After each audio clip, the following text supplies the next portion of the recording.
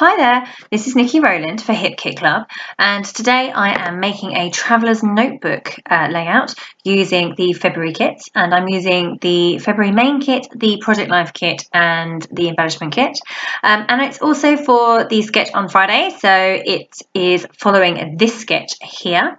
I'm going to spread that sketch across a double spread of my traveller's notebook.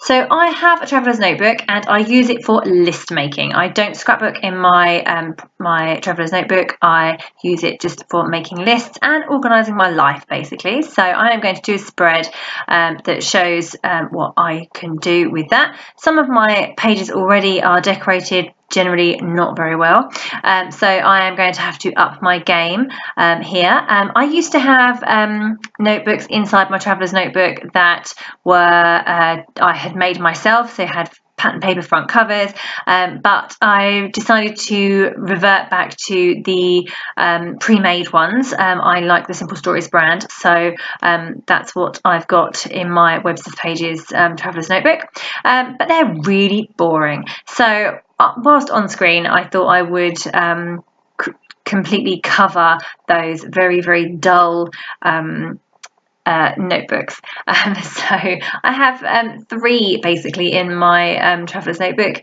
One is for my my blog schedule, so I have a monthly spread, you can see it there, and I write in there what projects I have to make for design team work, and then my second one I have is for my crop that I run locally, and the third one is literally a notebook. I write my lists in there, the things I have to do, all the things I need to remember, all the things I don't remember, if I try to remember them in my brain. That doesn't work for me anymore. I'm obviously too old, had too many children, and definitely need to write everything down these days.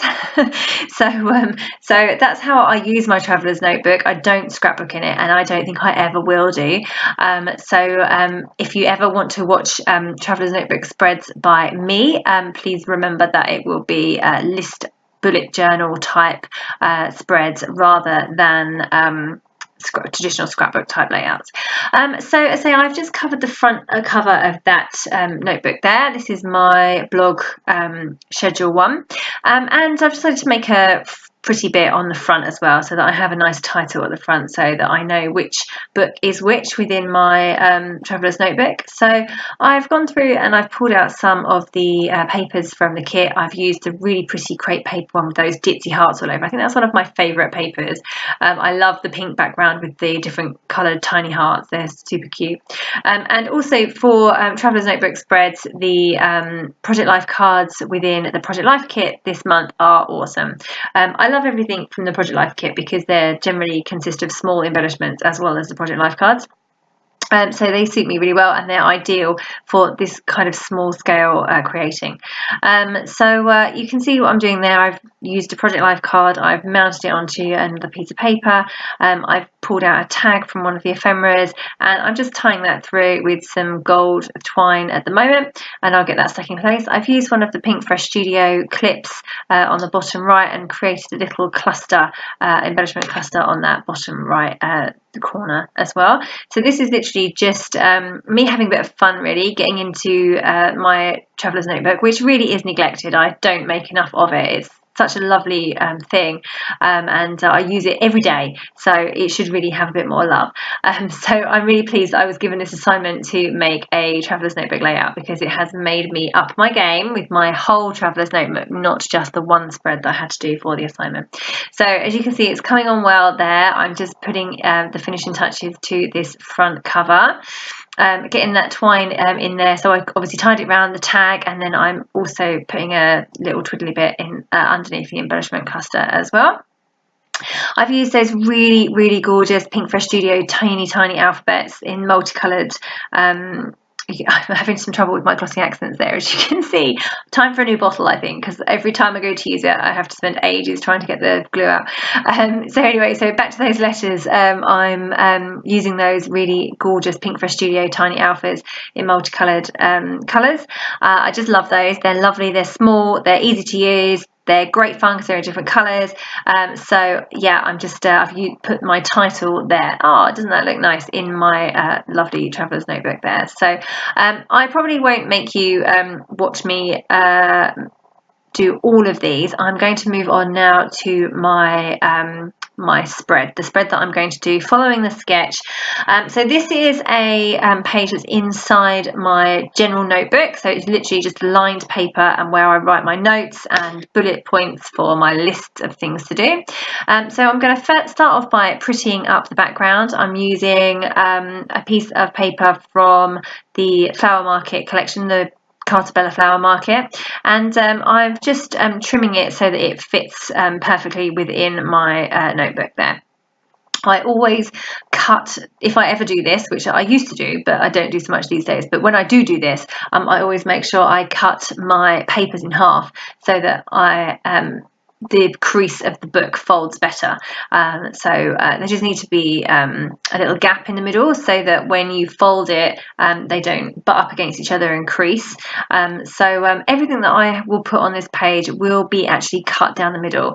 So even though some of my elements will stretch all the way across the page, they'll actually be cut at the end so that the book can close properly, because there's nothing worse than having a notebook that just pings straight open all the time. That doesn't work for me. Even though I do have a piece of elastic around my traveller's notebook, it probably wouldn't be too bad, but it would always fall open on that page, and it would also get extremely bulky very quickly. So yeah, so what I'm doing now is I'm looking at the sketch. You can see it just there off to the left of my screen. I'm constantly looking at that and trying to come up with the strip effect across the page. Now, I struggled with this an awful lot because I wanted to use lots of different pattern papers, but in the end, I couldn't make the gap between the strips work. It just didn't look right. It needed to be a solid piece behind my my two squares, which are going to be the areas where I write my lists. So I really fiddled around with this for literally ages and ages and ages, and just couldn't make it work. It was driving me mad. I spent a long time doing this layout, which is not something I would normally do. This normally would come together pretty quick, especially following a sketch. I normally find sketches great inspiration and really easy to follow, but on this occasion that gap in the middle was just causing me a headache. So I play around with some different options, and eventually I think I close it up altogether. I really loved this note card here. That was on the Carta Bella Flower Market cut apart sheet, that one there. And it had this lovely floral frame around it, and it said "Remember" on it. So that was perfect because I need to remember the things that will go on this list. So yeah, so as you can see, I'm still fiddling around with those strips. I decided that I wanted to add some stitching through those, and I'm going to go off and machine stitch through those in a minute.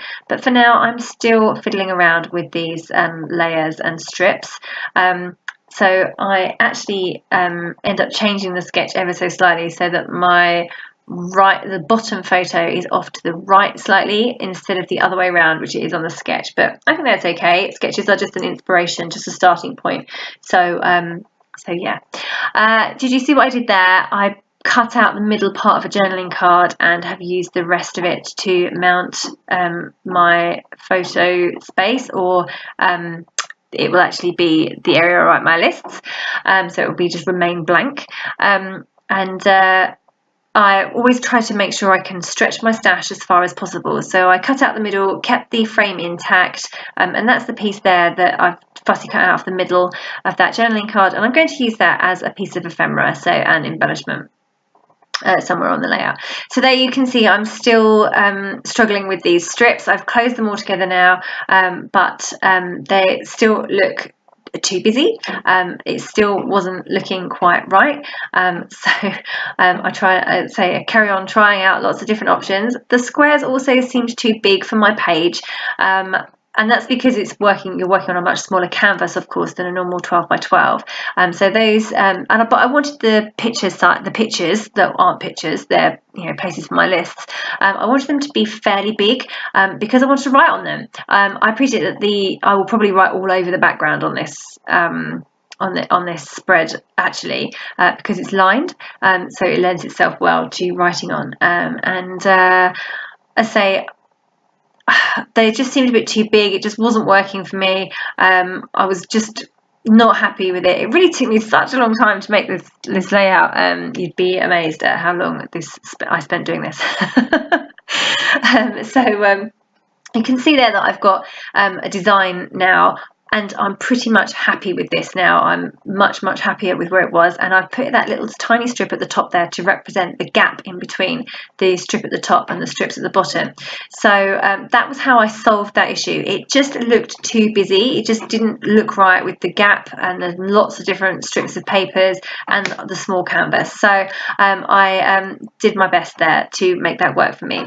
That journaling card, the Remember journaling card, you can see that I've cut it across where the middle of the book is, and I've also cut those strips too.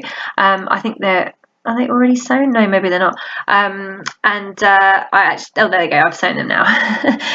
So I've cut those. I've sewn those just with machine stitching, and then I'm going to cut it where the centerfold of the book is, so that you can see that I did that there, and I'm going to adhere them either side of that centerfold.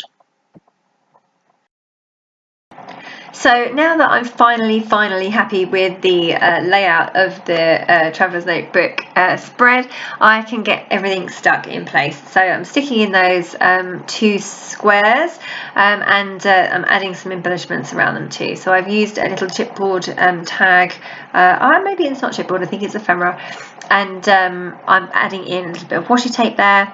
I actually sewed the top strip on the book as well. I didn't sew directly through the page. I took the little brown strip and I sewed that first on my sewing machine, and then I've just stuck it on. I didn't want to try to get my pages through the sewing machine. That possibly wouldn't have worked. So I'm going back to those really lovely Pinkfresh Studio teeny tiny alphas in multicoloured there, and I'm just writing the title, Get It Done. That's like the mantra of my life, so that seemed the perfect title for a Traveller's Notebook spread. As I say, I do bullet journaling rather than traditionally scrapbooking here.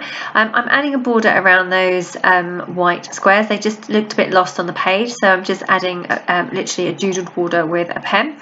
I wanted to add in some bits from this lovely Flower Market Mixed Embellishments pack. I didn't want to put brads through my layout because they would obviously come through to the page on the other side. So what I'm trying to do is prise the top parts off of the brads themselves. Be careful if you try this at home, it's quite dangerous. I nearly sliced my finger off, so perhaps use something flat rather than pointed to try and get underneath it if you do want to do that. Probably not recommended to do it, but that was what I did because I wanted to keep it, as I didn't want to put the brad through the page. So yeah, just sorting through the Flower Market embellishments there to see if I can find anything else to add to this spread. Actually, the Pinkfresh Studio puffy stickers there work brilliantly, so I'll just add those in. So I've got a little cluster of flowers on the corner of each of those journaling squares. That is me pretty much done. I'm just adding in some gold thread through that tag there. I should have done this before I stuck it to the page. It was much harder to do once stuck in place, but I just about managed it with the aid of some tools and just getting that stuck in place, just to add that little extra sparkle bit of gold in there. That's just a sewing machine thread. Okay, and that was my layout complete, and I just wanted to flick through and show you my finished, not really finished, but my Traveller's Notebook there. So you just saw the front cover of my blogging one, and then this is the front cover of my crop one, and then this is the front cover for my notebook, and I also covered the inside of those boring pages as well, and that's my spread that I have completed for the sketch. So my Traveller's Notebook is looking a lot prettier than what it was originally. Okay, so that's me done. Thank you so much for joining me today. Here is the final spread in its finished form, and I do obviously am going to write my notes in it and some close-ups there. So thank you so much for joining me today. I hope you've been inspired by my Traveller's Notebook spread. That was Nikki Rowland for Hip Kit Club.